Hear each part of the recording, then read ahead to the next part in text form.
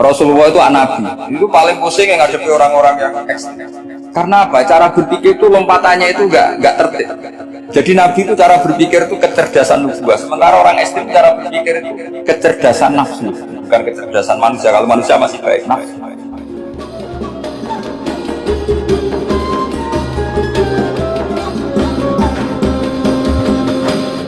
Ada sekian problem dalam memahami Quran, terutama kalau lewat terjemah. Problem itu bisa gawat betul, bukan gawat-gawatan tapi gawat betul. Misalnya ada ayat begini dan terjemahnya pasti begini. Fa'ainama tuwallu fasamma wajibah. Kamu menghadap mana saja, di arah manapun, di sana ada ridhonya.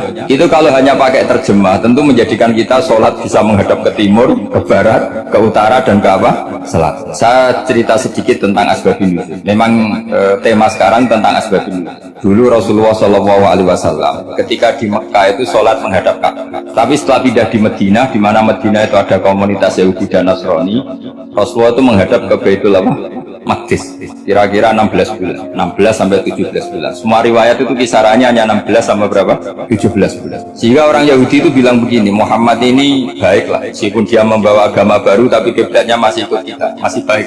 Setelah 16 bulan, Nabi diperintahkan Allah untuk menghadap ke Ka'bah. Awal liwajaka syatrul masjidil haram. Maka orang Yahudi itu berontak. Berontaknya adalah kiblat mereka ditinggalkan. Cara berpikir orang Yahudi itu kiblat mereka ditinggalkan. Sehingga mereka bilang mawallahum an qiblatihim allati kanu 'alaiha. Apa yang menjadikan umat Islam berpaling dari kiblat Baitul Maqdis. Kemudian mereka provokatif. Ini perlu diperjelas. Provokatif.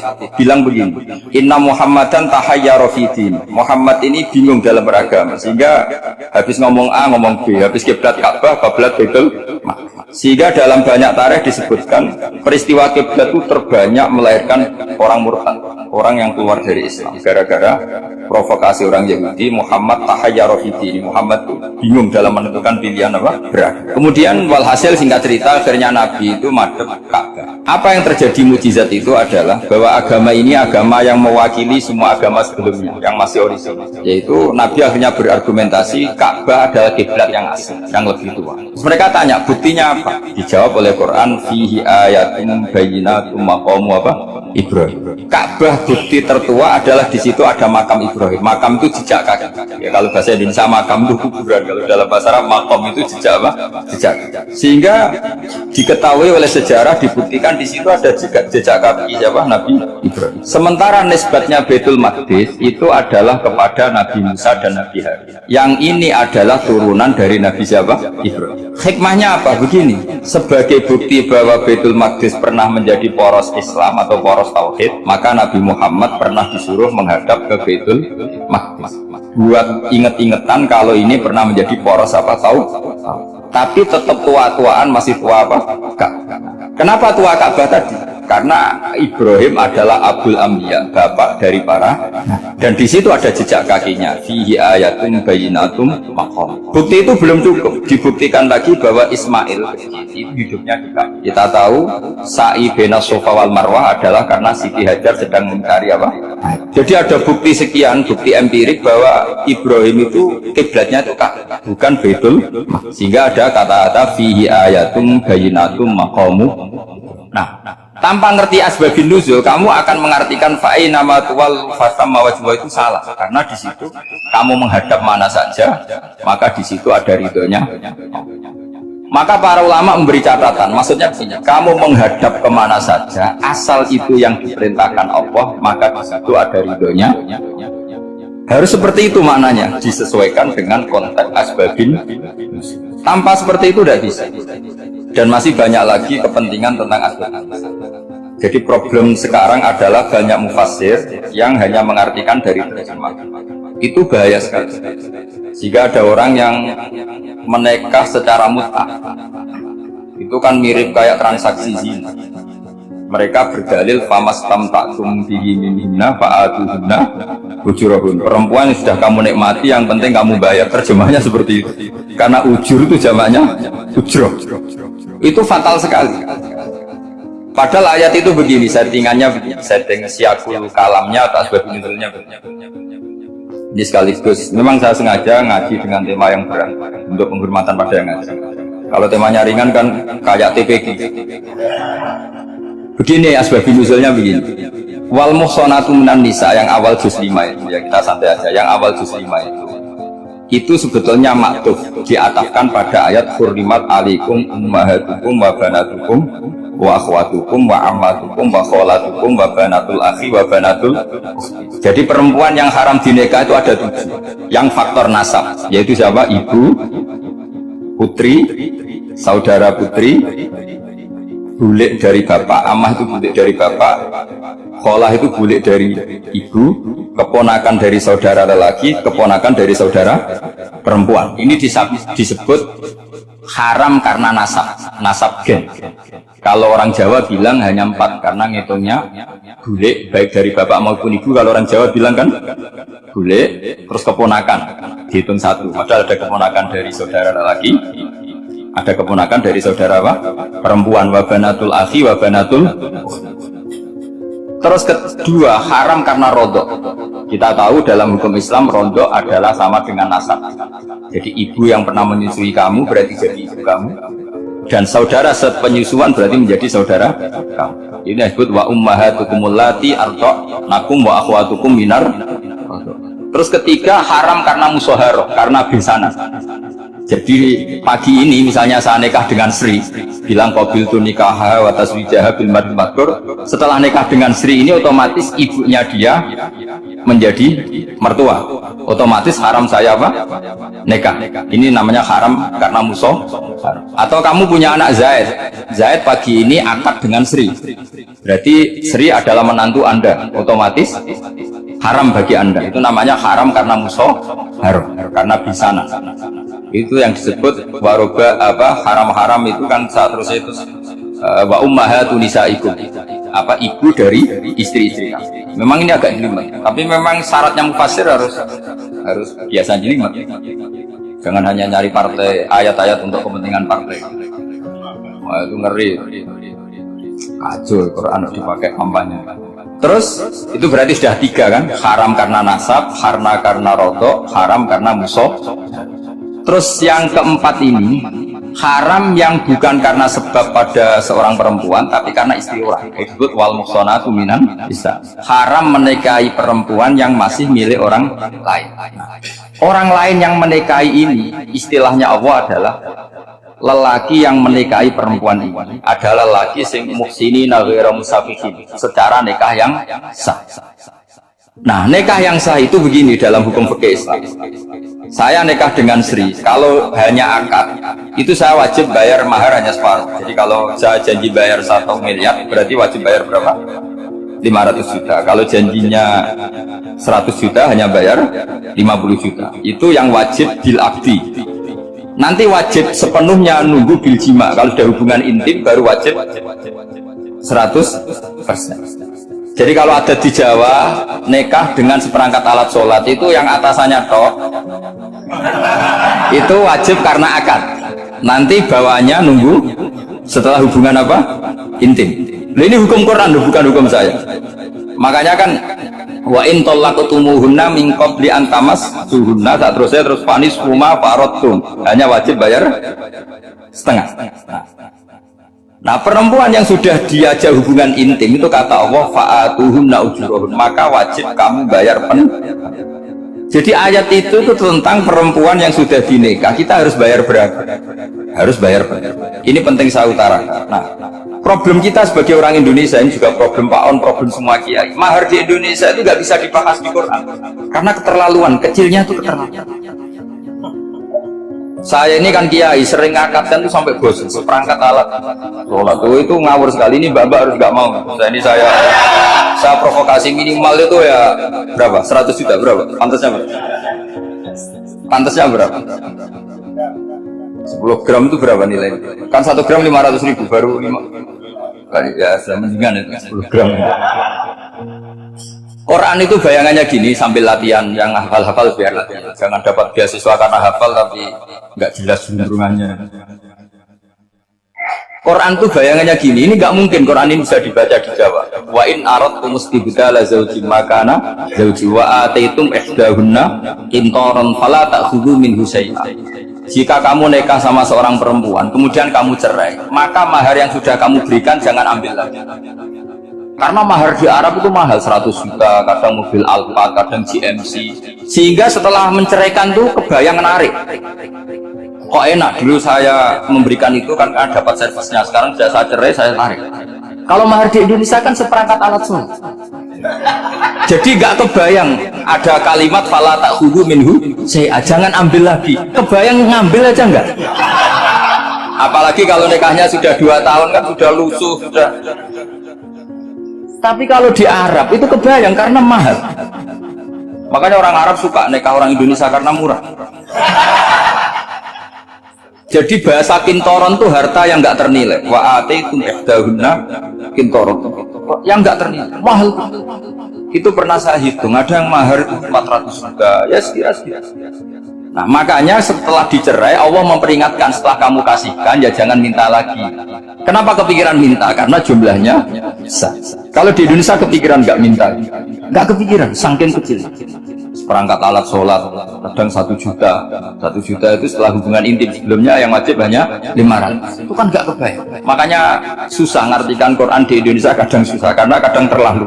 Itu pernah Sayyidina Umar radhiyallahu anhu pernah bilang begini, wahai para perempuan, mahar itu jangan mahal-mahal, kasihan para lelaki. Itu ada perempuan alimah, ya orangnya alim betul. Itu usul langsung gini, ya Amirul Mukminin, laisa dzalika laka ya Amirul Mukminin. Waqad qala ta'ala wa atiitum ihdahunna qintaran. Kamu hanya seorang Amirul Mukminin, tidak berhak bikin aturan pembatasan mahar. Allah saja tidak batasi, kenapa kamu batasi? Sehingga dulu yang namanya nikahnya Sulaiman Agung atau Jamaluddin siapa atau kalau hadiah sampai tas mahal ini kan dari bahasa Arab mumtaz mahal, mumtaz itu istimewa, mahal itu dia punya istri yang sangat dicintai, dikasih hadiah mumtaz mahal. Istilah Jawa jadi apa? Tas mahal itu sama Mujidulil Albab kalah. Itu kalau cerai kan kepikiran minta lagi, dikasihkan yang baru. Tapi kalau di Indonesia itu tidak mungkin karena apa tadi? Seperangkat alat sholat. Begitu nyari yang murah lagi. Yang bagus kitanya, bosnya. Maka nggak mungkin kita maknani Quran tanpa mengenal yang bernama asbabin. Karena makna ayat itu bisa kacau kalau kita tidak tahu asbabin. Yaitu kayak tadi makna fa'ina ma tuwallu fasamma wajhu. Itu maknanya kan kamu menghadap mana saja, boleh saja di sana ada ridhonya Allah. Berarti kan bisa ke timur, ke selatan, ke utara, ke barat. Itu bahaya. Sehingga kata ulama harus mengkaji asbabin supaya porsi ayat ini sampai semana jauhnya itu kita tahu. Tanpa tahu itu tidak bisa. Begitu juga menyangkut kiblat. Sekarang saya tanya, kemarin kan ramai teman aku kiblat semuanya diukur dengan GPS. Terus beberapa masjid mengomentari salah karena diukur pakai apa?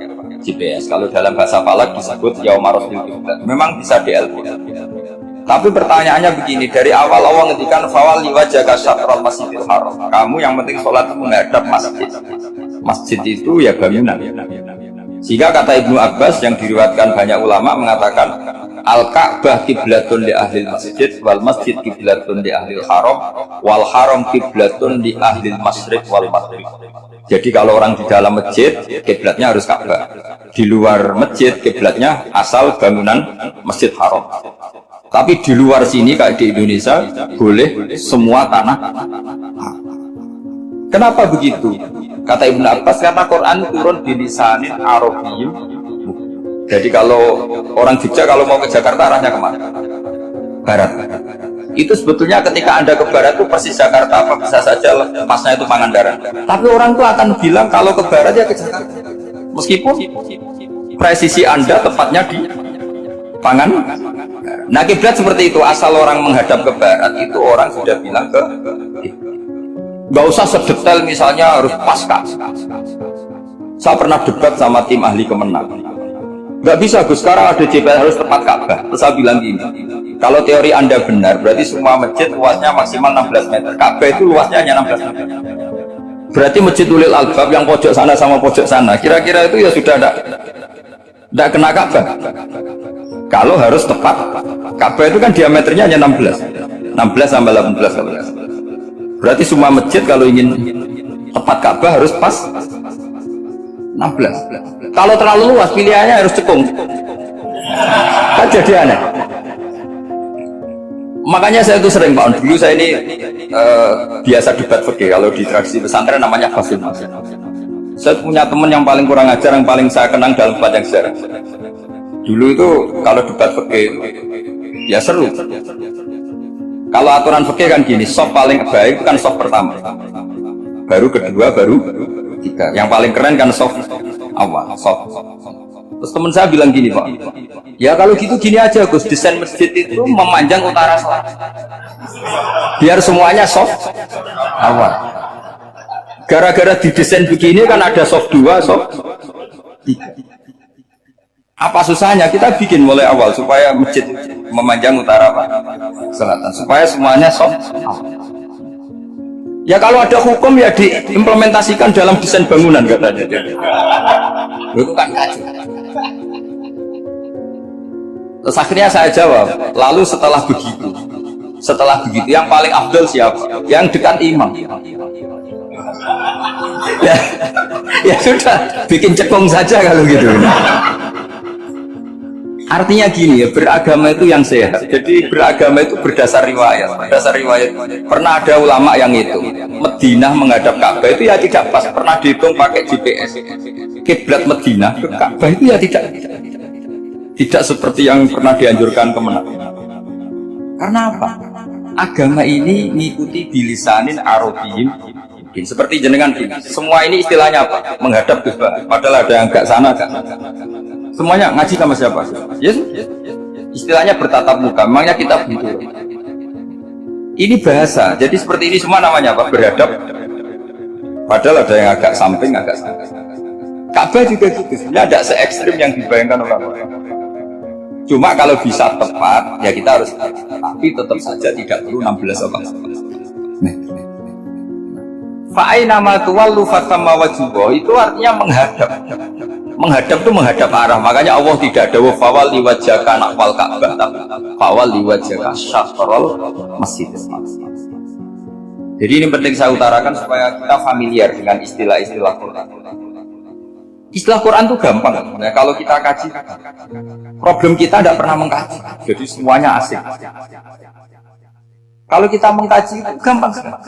Saya punya sekian cerita betapa pentingnya mengkaji Quran. Harun ar-Rasyid itu dinasti Bani Abbasiyah. Itu pinter sekali. Ada seorang ustadz yang agak ekstrim. Itu datang ke Harun ar-Rasyid. Ya Amirul Mukminin, inni nasihun laka famusaddidun alaih. Fala tajidanna alayya fi nafsika syai'an. Saya mau nasihati kamu, tapi saya mohon jangan masukkan. Karena nasihat ini penting. Tapi saya akan keras, vulgar, akan keras, kritik saya akan keras. Karena Anda sebagai Amirul Mukminin tidak penting. Apa kata Amirul Mukminin Harun ar-Rasyid? Uskut ya ustaz. Sebagai riwayat uskut ya jahil. Kamu itu ustaz bodoh, tidak usah banyak omong. Terus kita, kenapa saya bodoh? Terus dibacakan ayat faqula lahu qawlan layyinan la'allahu yatadzakkaru aw yakhsha. Inna Allaha ta'ala qad arsala man huwa khairun minka ila man huwa syarrun minka. Wa ma'a dzalika qala ta'ala faqula lahu qawlan layyinan. Allah pernah menugaskan seorang yang lebih baik ketimbang kamu, yaitu Musa dan Harun. Musa dan Harun adalah seorang nabi. Kepada orang yang lebih buruk ketimbang saya, yaitu Fir'aun. Itu saja etikanya faqula lahu qawlan layyinan. Kamu kalau ngomong yang halus, yang baik, yang berperadaban, kok kamu sama saya mau kasar?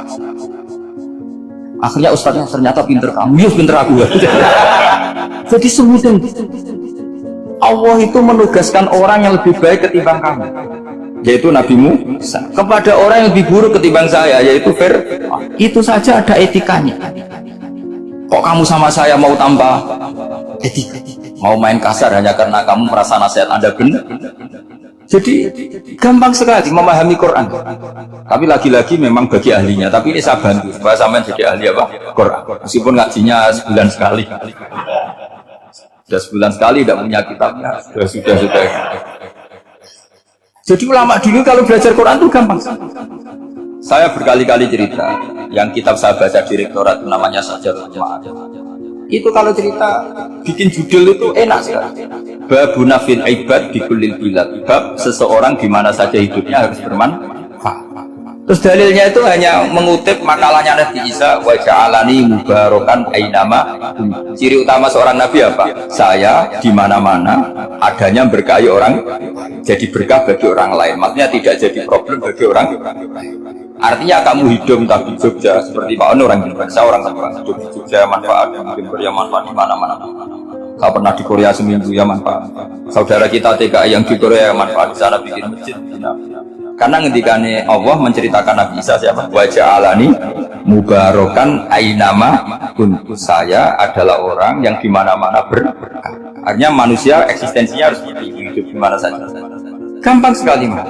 Pernah Imam Syafi'i ditanya, kalau kamu nggak kehilangan air, kalau nggak ada air di satu daerah, cari-cari sampai nggak ketemu. Setelah nggak ketemu air, baru kamu boleh tayam. Imam Syafi'i ditanya, apa dalilnya harus mencari? Kalau nggak ada air ya langsung tayamum saja. Kenapa harus nyari-nyari? Jawabnya Imam Syafi'i itu gampang sekali. Qala ta'ala falam tajidu ma'an. Kemudian kamu nggak menemukan. Di mana-mana nggak menemukan setelah mencari. Kalau belum mencari namanya nggak tahu. Kan ayatnya kan falam tajidu ma'an. Kemudian kamu tidak menemukan air. Tidak menemukan tuh nyari dulu apa langsung ambil sikap? Nyari dulu baru kesimpulannya tidak ketemu. Kalau belum pernah nyari namanya tidak tahu. Segampang itu ulama dulu memahami Quran karena konstruksinya yaitu mereka tahu betul bahwa Quran itu bilisanin Arabiyyin. Ketika Futuhat Syam dulu itu dikuasai tentara Romawi, era Sayyidina Umar, Yerusalem dikuasai tentara Islam. Itu awal Sayyidina siapa?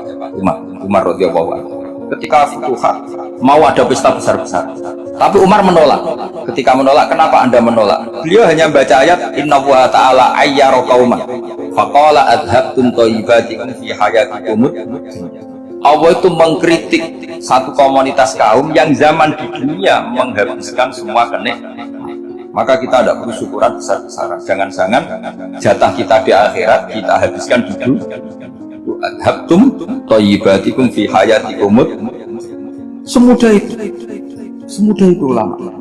Rasulullah pernah dahar, pernah makan karena 3 hari gak makan. Kalau di Indonesia gak makan nasi, gak makan daging, sudah lama sekali. 3 hari Nabi hanya makan kurma dan air putih. Pernah Nabi gak makan roti sampai 3 hari. Kalau Indonesia mungkin gak makan nasi. Di hari ketiga ada sahabat yang berbaik Nabi disembelihkan kambing, dipotongkan kambing, Nabi disuruh dahar. Itu baru dahar setengah piring Nabi berhenti. Ketika ditanya, setengah piring itu kan sudah kuat untuk sholat, untuk apa saja. Ditanya, ya Rasulullah kenapa berhenti? Bukankah engkau tidak makan ini 3 hari? Nabi menjawab, walatus alunna yawma idin aninai. Semua nikmat yang saya rasakan nanti ada pertanggungjawabannya. Makanya saya ingin tanya. Wah itu kalau diterapkan di sini nggak populer. Makanya saya tahu gayanya ngaji Quran itu nggak siap dengan konsep Quran. Jadi segampang itu orang. Nah karena apa ya? Mereka tahu asbabnya. Quran itu diturunkan dalam konteks apa? Lafat ini arahnya kayak apa? Mutlak muqayyadnya kayak apa? Muhkam mutasabihnya kayak apa? Nasah mansuhnya kayak apa? Nah sedikit saya cerita ini mungkin contoh terakhir supaya agak lama-lama nanti bingung kalau lama. Yang bingung ya saya. Bingung cara memahamkan. Jadi kalau guru itu kan bingung cara memahamkan. Kalau murid bingung cara memahami. Gak tahu tingkat kebingungannya sama. Kalau guru itu bingung cara memahamkan. Kalau murid bingung cara. Jadi ini pertemuan 2 kelompok bingung. Yang satu bingung cara memahamkan, yang satu bingung cara. Kalau orang ekstremis bingung cara merusak suasana. Itu nggak bener. Ada loh. Rasulullah itu nabi. Itu paling pusing yang ngadepi orang-orang yang ekstrem. Karena apa? Cara berpikir itu lompatannya itu nggak tertib. Jadi nabi itu cara berpikir itu kecerdasan nubuah. Sementara orang ekstrem cara berpikir itu kecerdasan nafsu, bukan kecerdasan manusia. Kalau manusia masih baik nafsu. Misalnya begini, kalau dalam tradisi nubuah, saya dengan Pak Onu berteman lama, mulai tahun 2000. Itu kalau Pak Onu bertamu ke saya, harusnya tidak usah tak kasih makan, karena sudah dekat. Tapi kalau kenalan baru itu dikasih makan, bisa ngomong. Jadi Nabi itu perilakunya agak unik. Akhirnya ada orang yang cara berpikir itu dangkal. Ya Rasulullah tidak fair. Yang iman lama tidak diservis, yang iman baru diservis. Cara berpikir Nabi begini, orang Ansor itu kan sering memberi Nabi. Perjuangannya Nabi ditopang orang apa? Ansor. Donatur lah, kira-kira orang Ansor itu donatur. Donatur itu keren. Karena donatur itu artinya al-yadul ulya khairum minal yadis. Sehingga ketika Nabi sudah menguasai negara, menguasai Mekah Madinah, sudah itu orang Ansor tetap nggak diservis. Yang diservis Nabi itu orang-orang baru masuk Islam, disebut wal mu'allafati qulubuhum atau Islam mu'allaf. Ada 1-2 orang yang protes, tentu yang nggak pinter, tukang protes pasti.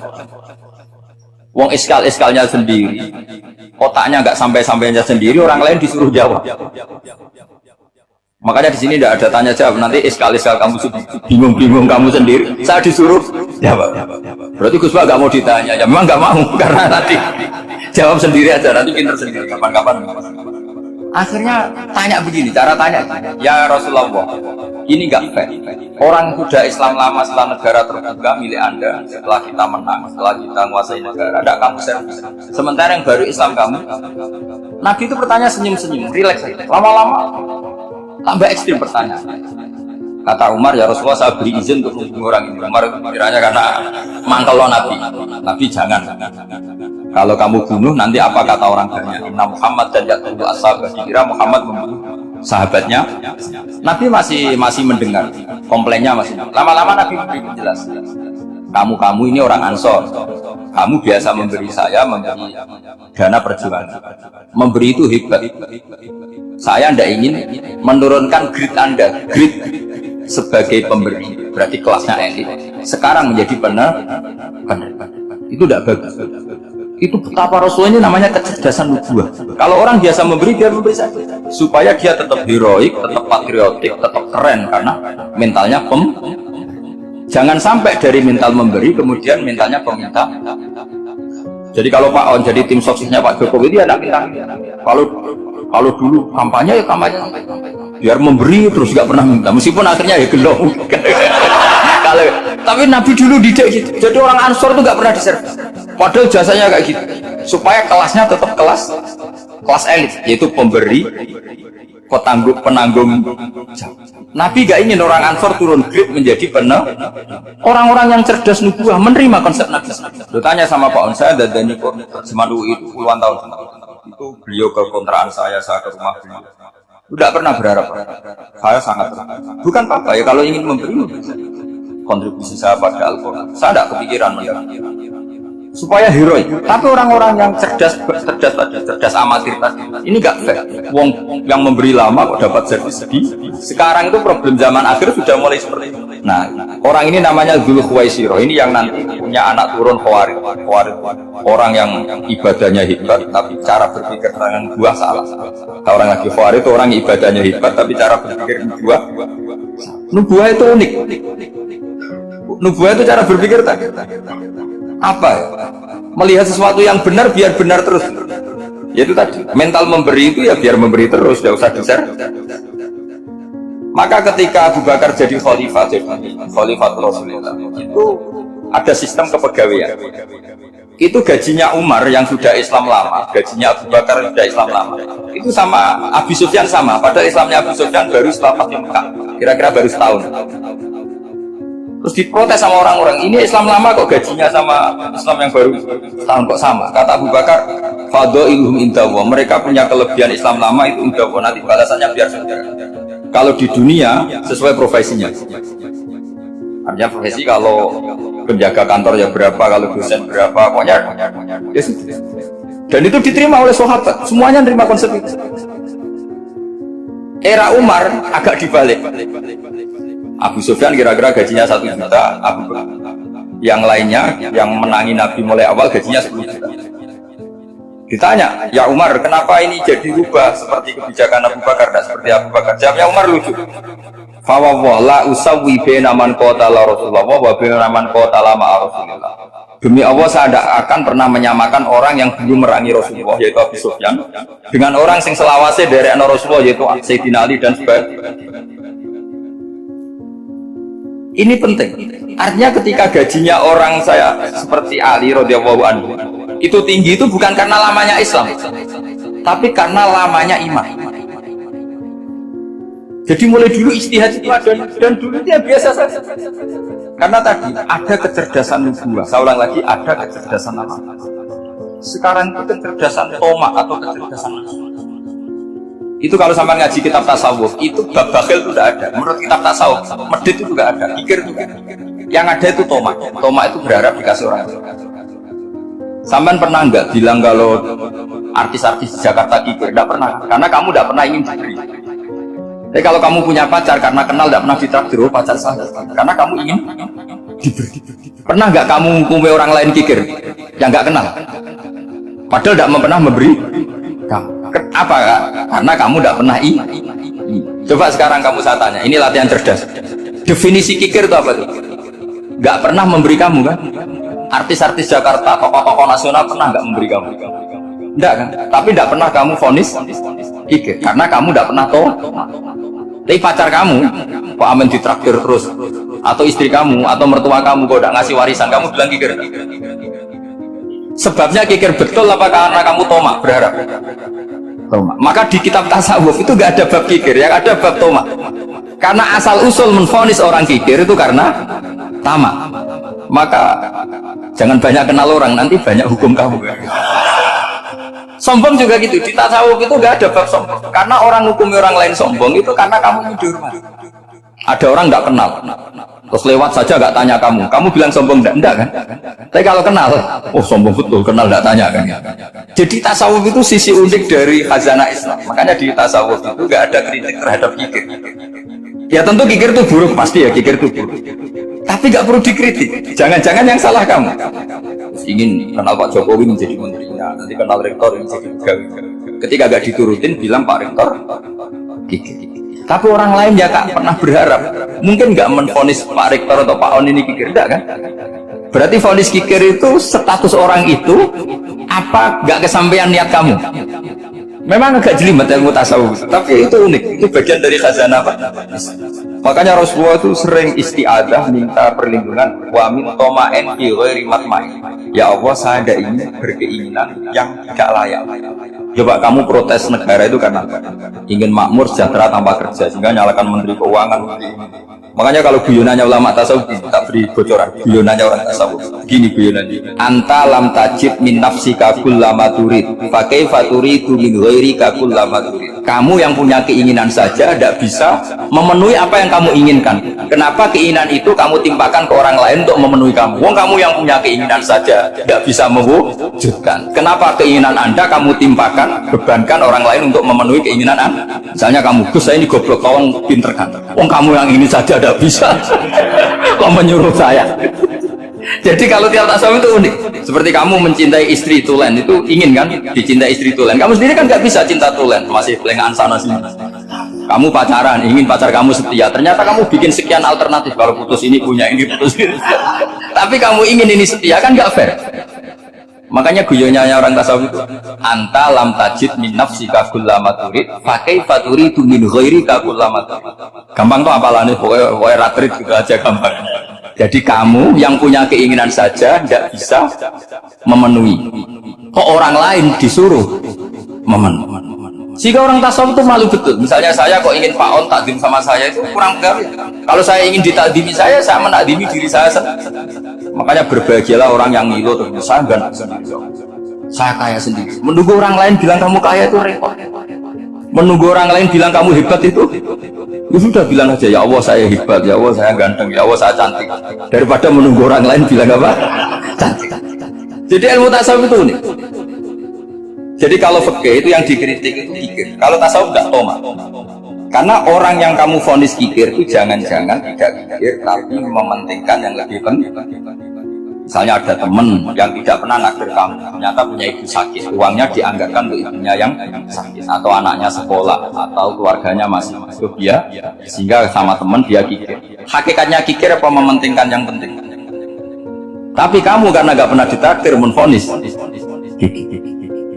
Ini pelajaran. Jadi makanya yang diantai ilmu tasawuf itu tomak, tamak itu dalam bahasa Indonesia, bukan kikir.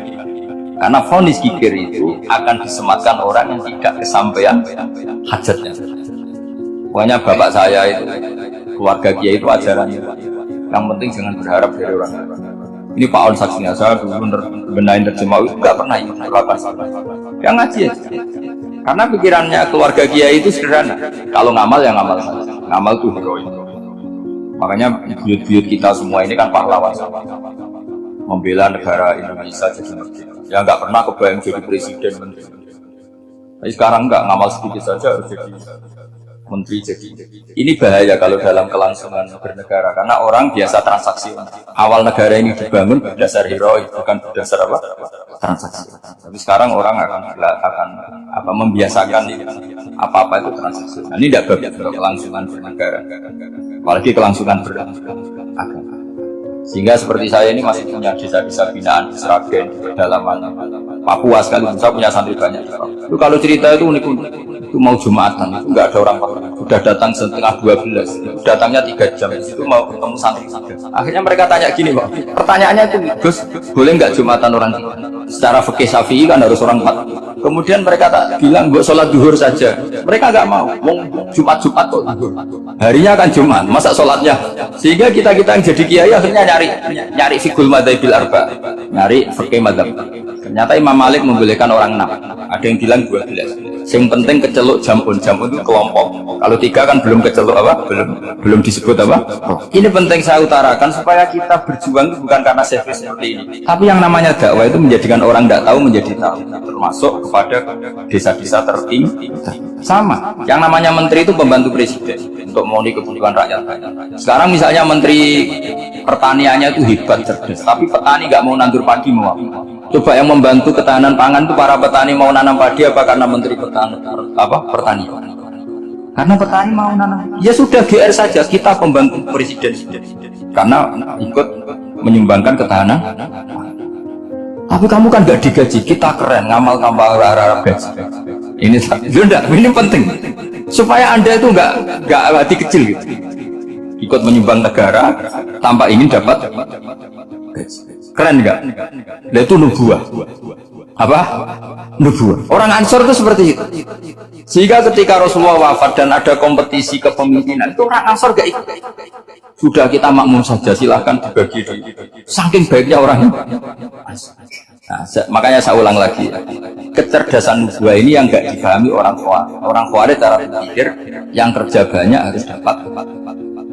Sementara kecerdasan nubuah enggak, yang biasa memberi terus memberi saja biar derajatnya tetap al-yadul ulya. Bismillahirrahmanirrahim. Ini saya baca supaya dapat berkahnya ulama-ulama karena ini sekarang oleh ulama yang dipakai rujukan seluruh dunia.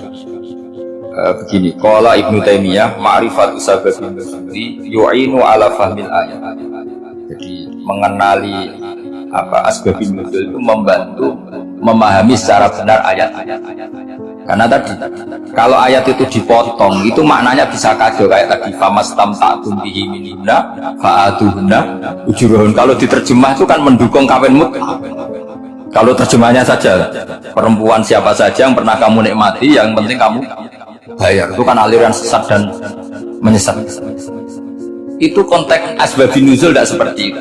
Perempuan yang sudah menjadi istri kamu, seorang lagi perempuan yang sudah menjadi istri kamu, jika sudah kamu hubungan intim maka maharnya harus dibayar penuh.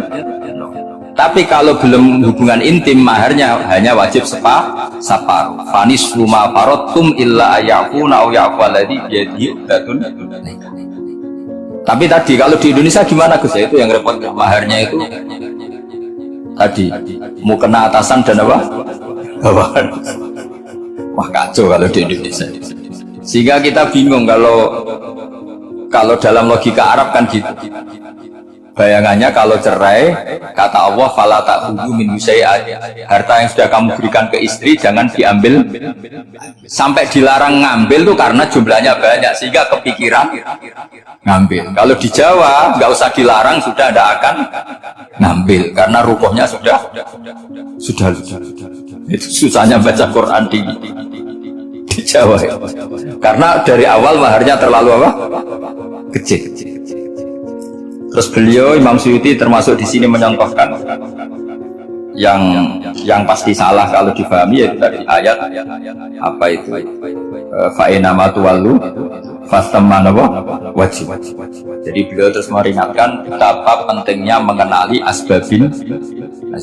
Karena asbabun nuzul itu gampang. Saya ulang lagi, asbabun nuzul itu gampang. Gampangnya begini ya, kan ada satu peristiwa, misalnya begini, Rasulullah itu kan mengkritik penuhanan Lata dan Uzza, berhala-berhala itu dikritik sama Rasulullah. Kemudian mereka begini, karena mereka biasa personifikasi Tuhan. Muhammad, kalau Tuhan itu tidak Lata Uzza dan itu terbuat dari batu, lalu Tuhan Anda itu dari apa? Amin fiddotin audabin, lalu Tuhan Anda ini dari emas apa dari perak? Karena mereka nggak bisa membayangkan Tuhan tanpa dipersonifikasi. Terus Allah menurunkan qul huwallahu ahad Allahus somad lam yalid wa lam yulad wa lam yakul lahu kufuwan. Karena otaknya mereka sudah begitu, yang namanya Tuhan itu harus dipersonifikasi. Makanya saya kemarin di Korea seminggu, cerita yang paling unik gini Pak On, ada bos Islam, ada bosnya TKI yang baik. Mereka mengizinkan pekerjanya sholat. Bareng sholat tuh diingeti ke atas ke bawah, kok gak ada arcanya. Sehingga setelah sholat dibilang, apa saya belikan berhala sekalipun, karena gak kebayang ada orang sholat kok tanpa berhala, tanpa Tuhan. Yang kamu sembah itu mana, kok gak ada, apa tak belikan. Jadi unik. Nah teman saya yang satu unik lagi, dia termasuk pegawai Garuda yang derekno saya ke Korea itu orang pegawai Garuda. Dia karena orang kaya biasa ke Eropa kemana. Singkat cerita dia sholat di mall karena nganggep Korea itu sudah negara maju kayak Eropa. Setelah sholat di mall pas asar, security-nya nelpon polisi. Pak polisi, di sini ada ritual teroris. Jadi kalau menamakan sholat itu ritual. Jadi artinya apa? Ritual-ritual yang kita lakukan macam-macam cara pandang. Orang ateis kan Cina kan, Korea itu kan ya Cina lah, Korea, Jepang, RRC itu kan sipit. Itu ya yang namanya ibadah sembahyang harus ada patungnya atau ada arcanya atau ada benda-benda. Orang Islam kan nggak ada sama. Makanya mereka itu kok bisa? Problemnya kita, saya ulang lagi, ini problem. Problemnya kalau ada itu ya repot. Begini misalnya, ini masih tentang asbabun nuzul. Ini contoh terakhir tentang masih asbabun nuzul. Umar radhiyallahu anhu, sahabat Umar, kalau mencium Hajar Aswad itu sambil gedumel. Tidak berdoa tapi gedumel. Masyhur.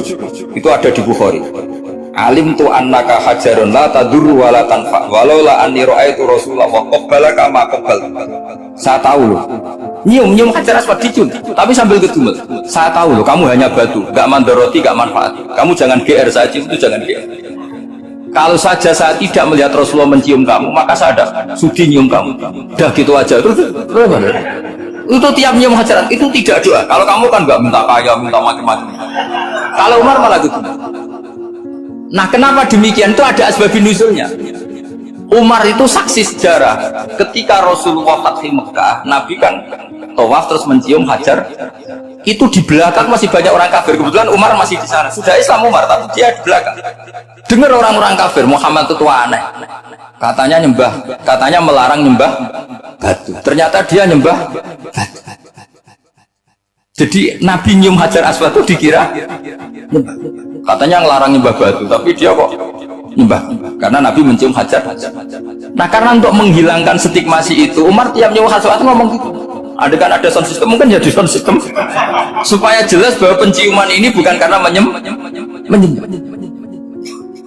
Artinya mudah sekali kenapa Umar ngomong gitu, karena asbabun nuzulnya seperti itu. Coba kalau kamu tidak tahu asbabun nuzul, Umar maksudnya gimana? Gak doa, gak apa kok malah ngomong gitu kan? Tapi kalau kamu tahu asbabun nuzul Umar itu yang mendengar komentar orang sama ketika kita tawaf itu kan 3 pertama kan kita lari-lari kecil. Itu ceritanya juga gitu. Rasulullah itu hidup di Medina, terus diterkenalkan miskin. Medina itu kota wabak, kota penyakit endemik. Dulu Medina, Yasrib itu kota endemik. Sehingga kata orang kafir-kafir Mekah, yaji ulihadal bait kaumun qad wahanat huma Yasrib.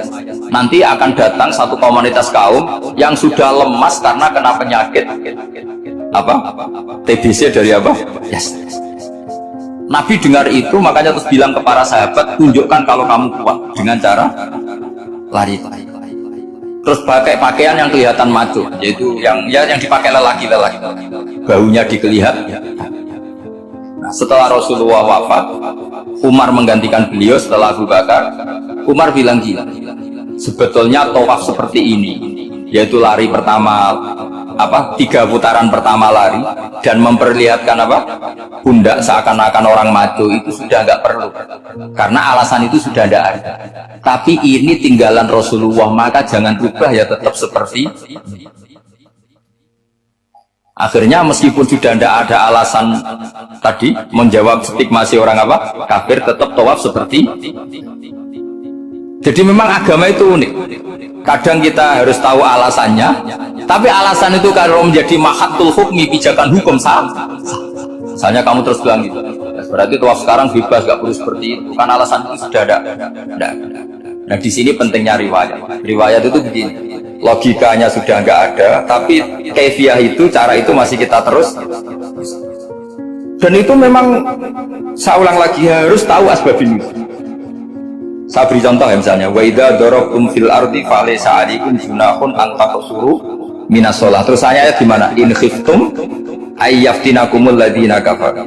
Jika kamu pergi dalam keadaan takut ditangkap orang kafir atau takut diculik orang kafir, maka kamu boleh mengqasar salat. Itu jelas ada ayat in khiftum ayyaftinakumul ladzina kafaru. Jika kamu takut diculik orang kafir.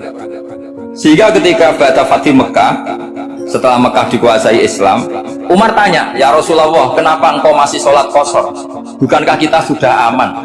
Waqad qala ta'ala in khiftum ayyaftinakumul ladzina kafaru. Allah ngendikan boleh mengqasar itu kalau dalam kondisi takut. Waqad kunna fi amrin, sekarang kita sudah aman. Jawabannya Rasulullah itu unik. Ya Umar, hadhihi shadaqatun faqbalu shadaqah. Ini sedekahnya Allah, bonus, sudah terima aja, enggak usah catatan-catatan. Sehingga era Umar ya ada lagi yang tanya Umar begitu. Kata Umar, sa'altu dzalika Rasulullah sallallahu alaihi wasallam faqala hadhihi shadaqah wa faqbalu shadaqah. Sudah ini bonus dari Allah, terima. Ini kan unik. Padahal kalau secara disiplin ilmu kan begini. Kamu boleh mengqasar sholat kalau dalam bepergian dan dalam keadaan takut. Logika hukumnya kalau tidak takut tidak usah. Sama seperti begini, kamu kalau pergi jauh seperti saya Pak On, itu ngosor sholat apa enggak ngosor kan? Alasannya kalau kosor itu, kalau pergi itu masyarakat repot. Sekarang pergi kita pakai Alphard, pakai Innova, bawa uang, disupirin, itu masyarakat enggak kan? Tetap boleh jamaah enggak? Boleh. Sebenarnya kamu jamaah itu karena pengetahuan hukum apa karena enak jamaah? Kalau alasannya masyarakat kan sekarang sudah ada, enggak repot. Ya sudah pakai hadis tadi, ini hadiah, terima saja. Jadi makanya agama itu riwayat. Tapi ada saja ulama yang agak balelo gini. Banyak juga ulama misalnya gue gawe, ibunya sakit terus ribet jamak sholat. Kenapa? Ribet ngurmat ibu. Makanya ada saja kiai yang gue gawe mantu jamak sholat, tapi jangan. Tapi ada saja karena alasannya jamak itu karena apa? Repot. Ya ada saja, tapi ya jangan gitu. Cuma saya ini cerita apa yang analisis hukum itu memang agak-agak unik. Jadi tadi kadang Nabi itu ditanya, ya Rasulullah, kita dulu boleh jamak qasar ini kan karena in khiftum ayyaftinakumul ladzina kafaru, takut diancam orang kafir. Sekarang aman, kenapa tetap jamak? Jawabannya Nabi, ini hadiah, terima. Ya ada sahabat yang bantah, kenapa Nabi? Allah itu zat yang baik. Kalau sudah ngaji bonus nggak pernah ditarik lah. Makanya Nabi kalau berdoa itu unik. Ya, siapa yang disiksa di dunia karena dosanya, fawahu akramu min ayyus sanniya uqubatahu fil akhirah. Kalau ada orang salah kok di dunia sudah dikasih sanksi, Allah itu lebih mulia untuk mengulang nanti di akhirat. Akram itu Allah terlalu mulia, maksudnya orang kepikiran wis males ya selesai, tidak akan di. Kalau sampean kan enggak, masih ingin lagi. Jadi itu cara berpikir apa? Nubuah. Jadi berpikir nubuah itu beda. Ada orang pas sujud diinjek sama orang fasik, diinjek, kemudian si yang sujud tadi, wallah la yaghfiru wa laka, demi Allah tidak akan ngampuni kamu. Itu langsung Allah memberi wahyu sama Nabi di zaman itu. Bilangin yang sejak sujud itu, dia harus minta maaf sama saya. Mangdalladzi ta'ala ala fulan. Dia bersumpah bahwa Allah tidak akan memaafkan orang, itu harus diralat. Nabinya iskal, kenapa ya Allah? Yang Tuhan itu saya ini punya sifat dua, bisa menyiksa dan bisa memaafkan. Kenapa dia milih sifat saya satu tidak memaafkan? Akhirnya apa? Orang yang injek tadi sama Allah dikasih tobat dan jadi orang soleh. Jadi itu makanya kamu nggak boleh jadi orang ekstrem nyifati Allahnya satu. Nggak boleh, Allah tetap bisa yaghfiru liman yasha wa yu'adzibu. Sifatnya Allah dua ya tetap dua, nggak boleh kamu pilih satu. Misalnya kamu kan biasanya gini, yang ghafur untuk kamu, yang sajudul uqab untuk orang lain. Mesti kelakuannya sama kan begitu. Tidak boleh seperti itu. Rasulullah kayak apa bencinya sama Wahsy? Karena Wahsy itu qatil Hamzah. Yang membunuh Sayyid Hamzah siapa? Itu bencinya bukan main Rasulullah. Sampai maksud-maksud Wahsy. Tapi sama Allah malah diturunkan ayat laisa laka minal amri syai'un aw yatuba alaihim aw yu'ad.